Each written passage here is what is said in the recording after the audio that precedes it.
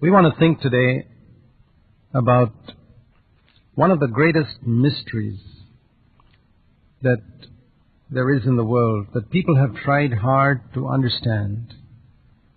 It is the mystery of evil. How did evil begin in a world that was created by a perfectly good God, full of wisdom? Why has God permitted evil to exist and to spread so much? Why does evil have the upper hand in every part of the world?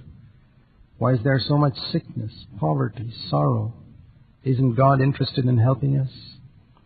There is an answer to this question of why God has allowed evil to exist. Is it because God could not control it?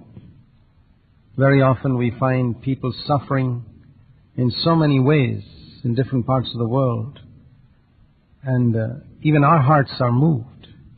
What about a God who is full of compassion? Now, before we proceed further, we need to understand that our human reasoning cannot tell us what God is really like. Just like a dog cannot understand a human being, because the human being is higher in the levels of creation than a dog. In the same way, we cannot understand God. If a dog is to understand a human being, the human being must explain himself to that dog, teach that dog commands. In the same way, if we use our mind to try and understand God, it'll be as foolish as a dog trying to understand a human being. It's just not possible. We've got to allow God to reveal Himself to us. And that's what we read in the Bible.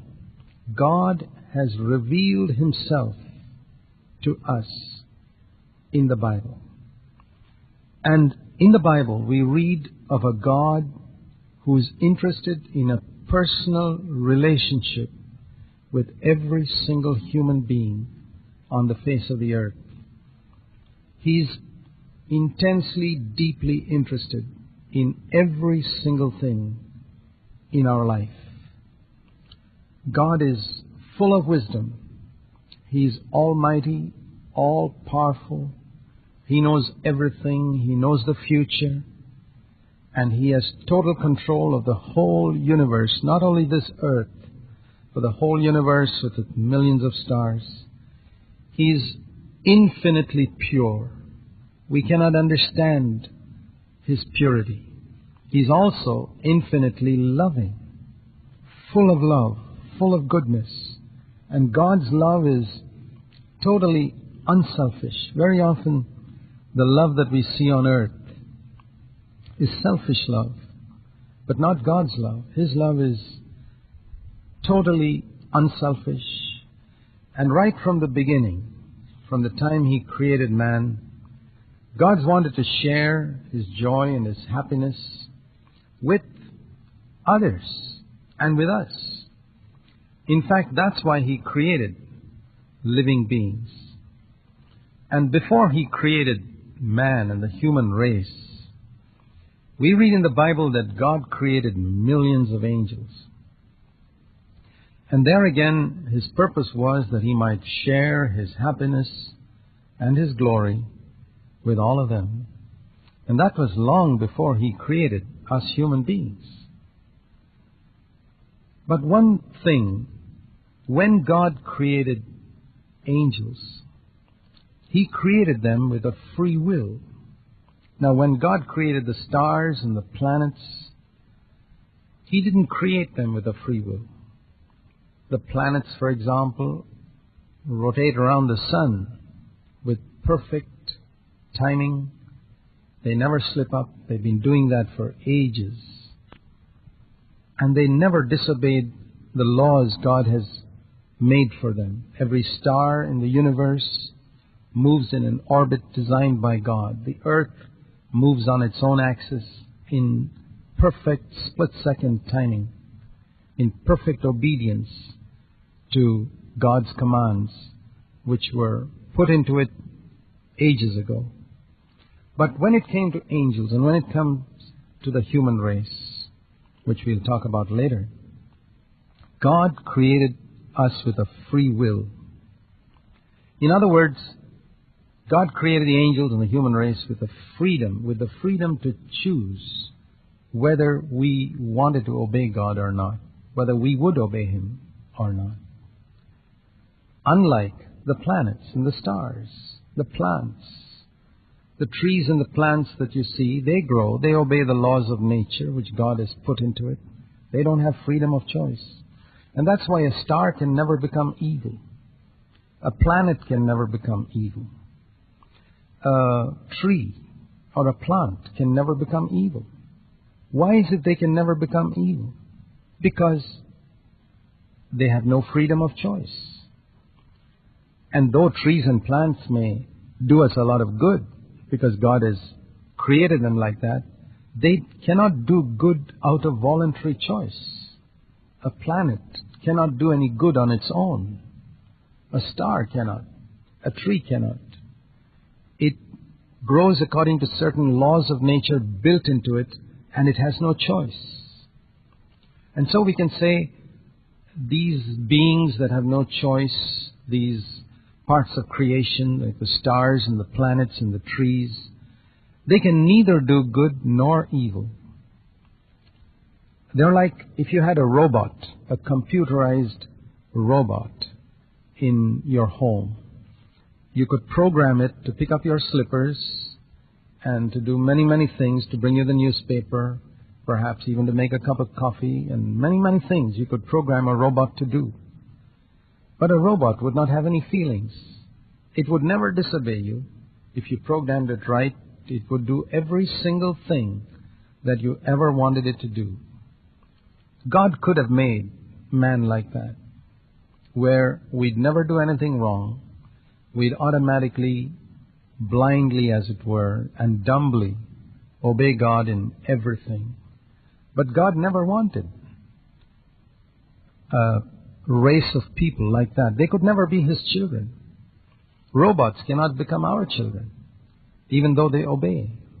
Any father would say, I'd rather have a naughty, disobedient son of my own than an obedient robot. It's like that with God. You know why human fathers feel that way? You know why robots and machines bring no joy to a childless couple? Because we are made in the likeness of God. We got something of God's nature in us. And we long, married couples long to have children. They're never happy with machines. They're never happy with obedient machines. They want children. And there we see the heart of God. God's also interested in children. And children, when we think of children, children can turn out to be disobedient. They can bring a lot of sorrow to our heart. And there we understand why God created the angels and human beings with a free will, not like the way He created the stars and the planets. See, that's the first thing that we need to understand. The first essential for a person to be a moral being is free will. And if we don't have free will, we cannot become moral beings. And the second essential is a conscience, something that tells us within us what is right and what is wrong. Now you see birds and animals, they also have a free will. They're better than the trees and the stars in the sense that they can choose. A dog can choose to obey you or not to obey you. But they're still not moral beings. They have no sense of morality. A dog or a bird or a lion, because it doesn't have a conscience. They don't have a conscience, though they have free will. So there are two things that we need, and that's what we see in ourselves. We have a free will and we have a conscience. And that's why these birds and animals can never become sinful or holy, because they don't have a conscience. They cannot become children of God. A dog cannot be a child of God because it doesn't have a conscience. You can train a dog over a period of time, and teach it that certain things it should not do and certain things it should do. But it's not because of an inbuilt conscience. It's because of external training. It's something like training a computer, teaching a computer through programming it to do certain things in a certain way. That's the way we train dogs too. But when it comes to the human race, we have a conscience. And before the human race was created, as I said, God made all the angels. And there were millions of them He created, and He created them with a free will.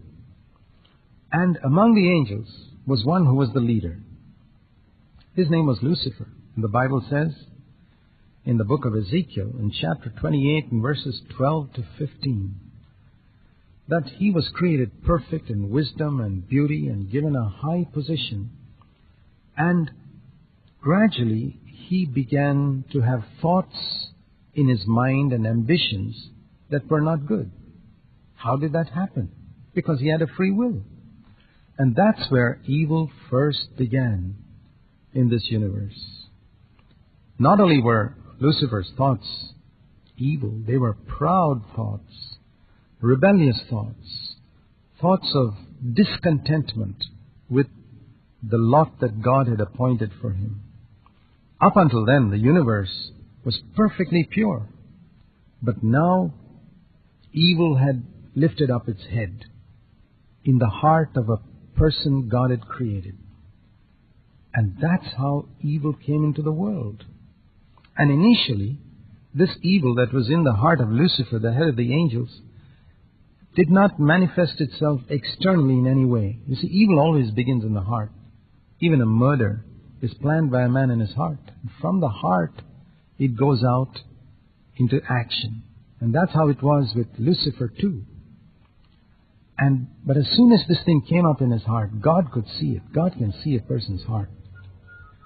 And God cast out Lucifer from His presence.